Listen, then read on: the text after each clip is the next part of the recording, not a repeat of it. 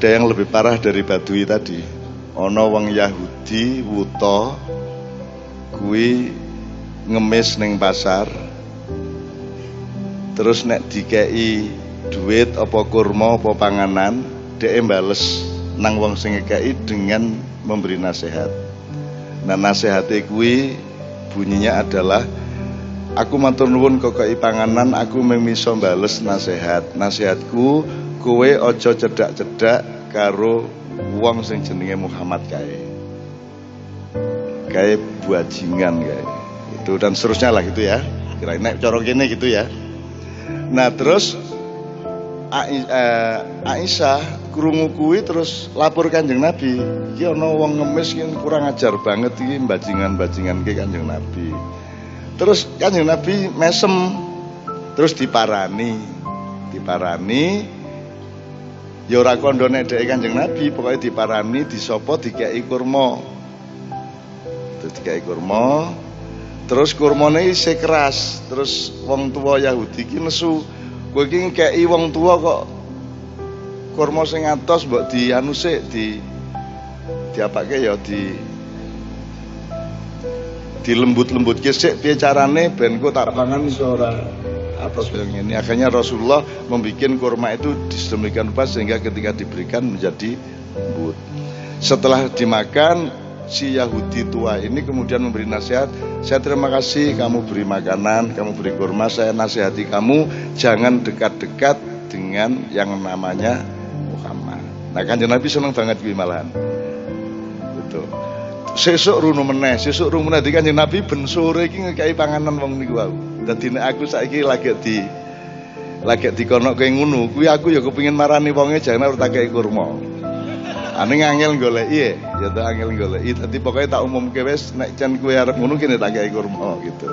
Aku seneng nek aku iso ngalami kaya sing dialami Kanjeng Nabi sampai pada suatu hari ketika Rasulullah wafat. Ya, si Yahudi ini baru tahu bahwa ternyata yang dia hina itu adalah Muhammad SAW.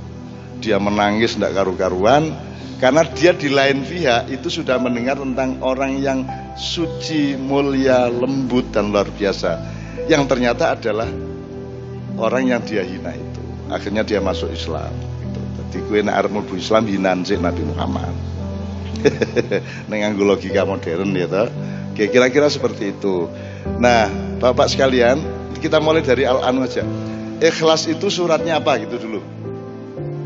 Pak Muzamil, saya mohon ikut bantu saya Pak Muzamil. Al-Ikhlas, ikhlas niku suratnya ten Quran apa ibu-ibu Bapak-bapak? Surat Al-Ikhlas apal sedaya? Coba sareng-sareng. Ayo. Syaitonir rajim. Bismillahirrahmanirrahim. Qul huwallahu ahad. Allahus samad. Lam yalid wa lam yulad wa lam yakul lahu kufuwan ahad. Shadaqallahul azim. Oke. Iki surat jenenge Al-Ikhlas, judulnya Al-Ikhlas, ning kata ikhlas ora ono ning surat iki. Berarti harus ada mesin pikiran dan akal untuk menemukan piye karepe iki ikhlas kok dituturkan dengan kalimat yang kata ikhlasnya tidak ada. Itu. Andaikan saya tanya kepada orang yang pernah menjadi ketua Bahsul Masail, Nahdlatul Ulama DIY, kira-kira jawabnya gimana Pak Muzamil? Baik, jadi kenapa dalam surat Al-Ikhlas tidak ada kata ikhlas? Karena memang orang ikhlas itu kalau bilang ikhlas sebenarnya orang gak ikhlas. Ya. Saya ikhlas, nah ini berarti gak ikhlas itu. Orang ikhlas itu kondo-kondo. Nah ya, kondo-kondo. Lek kondo-kondo itu berarti ada udang di balik batu. Gitu ya. Maka surat Al-Ikhlas tanpa kata-kata ikhlas. Karena ikhlas itu dalam hati, tidak dalam omongan. Nek cinta sama dengan cinta. Loh. Jadi cinta tidak boleh diucapkan. Yang sejati yang tak terucapkan tapi dikerjakan. Aneh nek ngelamar kan tetap kudu ono kata-kata cinta. Ya kudu ono I love you gitu kan. Gitu. Ning pisan tok bar kuwi aplikasinya, perbuatannya, buktinya gitu ya. Betul. Ya gitu ya. Jadi satu alasan menurut satu hujah dari Pak Kiai Muzamil, kenapa tidak ada kata ikhlas di dalam surat Al-Ikhlas? Karena ikhlas itu memang letaknya sangat batiniah di dalam kalbunya manusia dan tidak di mulutnya manusia. Ngono ya satu ya. Betul. Ada makna lain Pak Muzamil? Makna lain karena ikhlas itu artinya kan tidak mendua. Tidak mendua. Tidak mendua. Maka di situ kalimatnya kul huwallahu ahad. Katakanlah dia itulah Allah yang satu. Jadi ikhlas itu tidak mendua. Jadi aku kalau bersama istri saya, ya istri saya itu saja, agak membayangkan yang lain gitu. Itu namanya ikhlas itu. Jadi kalau sholat Allahu Akbar, ya Allah saja, tidak ada mertua, tidak ada siapa, itu ikhlas. Jadi kalau mendua atau mentiga itu tidak ikhlas. Maka ikhlas qul huwallahu ahad. Oke. Ini saya mempersilakan bapak-bapak loh, anytime kalau ada yang ngerespon, nambahin, membantah dan seterusnya ya Pak ya. Saya mohon ya. Sebab kalau kita pakai sistem seminar satu persatu kan dawa banget bingo. Jadi anytime saya persilakan sebenarnya. Oke, tapi kita lengkapi dulu tafsir mendadak ini ya. Oke. Gue naik urusannya karo akidah nang Gusti Allah Pak. Tapi kalau penerapan ikhlas yang tidak mendua tadi itu dalam kehidupan sehari-hari, misalnya apa ikhlas bagi petani, apa ikhlas bagi keluarga, apa ikhlas bagi kehidupan sehari-hari, gue jawab piye Pak Muzamil. Jadi aku ingin nguji ning ra ketara ya. Jadi gini, setia kepada apa yang dikerjakan. Jadi kalau nandur ya nandur. Gitu. Kalau jualan es ya jualan es yang tenanan. Gitu ya.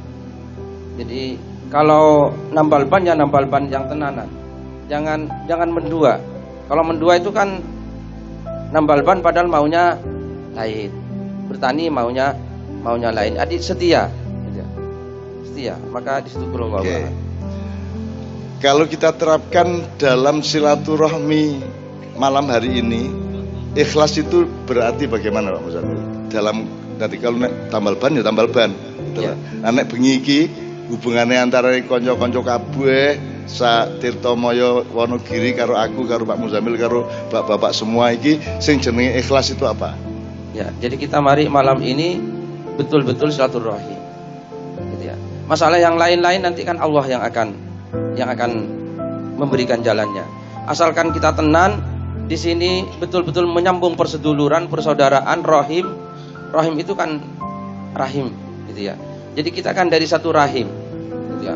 Entah wujudnya sekarang itu ibu kita berbeda-beda, tapi asal usulnya kan satu, yaitu rahim Siti Hawa, gitu ya. Dari Rahman rahimnya Allah Ta'ala. Maka kita pokoknya sekarang bagaimana apapun latar belakang, apapun usulnya, asal usulnya bukan itu, tapi mencari titik temu satu kita, itu satu rahim. Oke, kita detailkan sedikit ya. Jadi bapak-bapak ibu sekalian datang ke sini ini untuk apa atau untuk siapa? Untuk Allah. Ibu, mbak, adik-adik, anak-anakku untuk siapa ke sini? Oke, untuk Allah ya. Nek untuk Allah ya pasti ada Kanjeng Nabi di dalamnya gitu ya. Nek saiki cara tidak untuk apa di sini? Golek duit? Tidak. Golek jabatan? Arep nyolong? Arep ngutil?